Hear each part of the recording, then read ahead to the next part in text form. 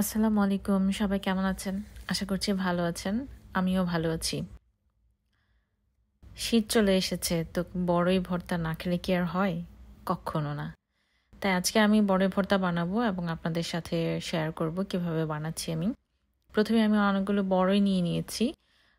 পাকা বড়ই এবং এখানে কাঁচা মরিচ আর এটা এক ধরনের পাতা। এটা আমাদের এলাকায় বলে শৈলসজ পাতা। অনেকে এটার পরিবর্তে ধনেপাতাও নিয়ে থাকেন। তো সেটাও এড করতে পারেন, কোনো সমস্যা নেই।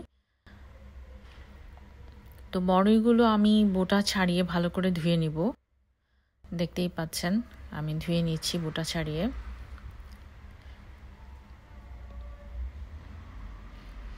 সেই সাথে ষোলসজের পাতা এবং কাঁচামরিচ সেটাও ধুয়ে নিব।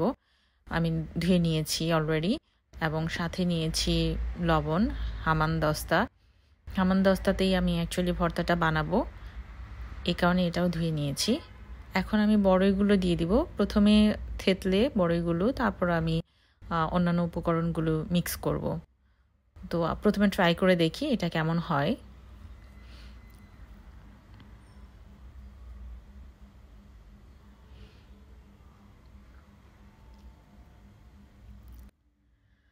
আমি এটা পিষার জন্য চেষ্টা করেছি, আই মিন থেতলে নেওয়ার জন্য চেষ্টা করেছি, কিন্তু পরে মনে হলো যে আমি কাঁচামরিচ এবং পাতা লবণ সেগুলো একসাথে যদি আমি দেই তাহলে একসাথে ভর্তাটা হয়ে যাবে।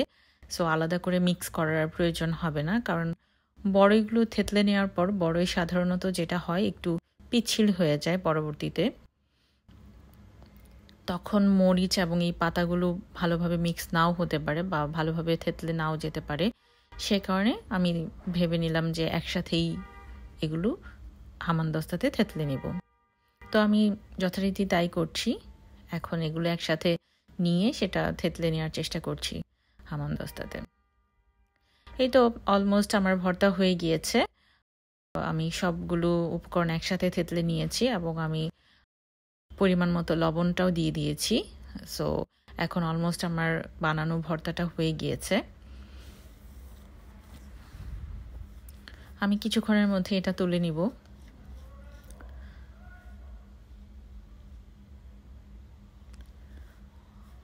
আমি একটা পরিষ্কার বাটি নিয়ে নিয়েছি যেটাতে আমি ভর্তাটা তুলে নিব। তো তুলে নিচ্ছি ভর্তা।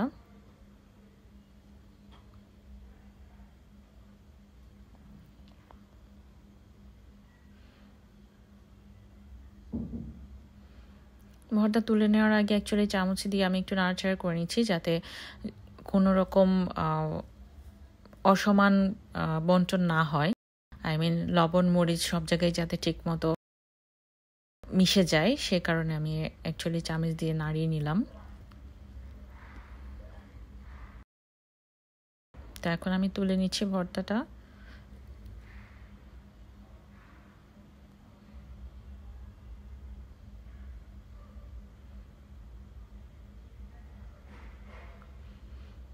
এই তো অলমোস্ট আমার ভর্তা তোলা হয়ে গিয়েছে। এখন আমি টেস্ট করব। টেস্ট করার পালা যে কেমন হলো ভর্তাটা অ্যাকচুয়ালি।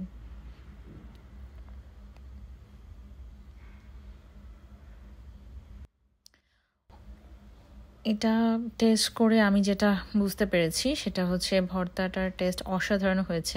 আমি আসলে ভাবতে পারিনি এতটা মজা হবে, মানে একদম জিভে পানি আসার মতো অবস্থা। আমার এখনো জিভে পানি চলে আসছে ভর্তাটা দেখে।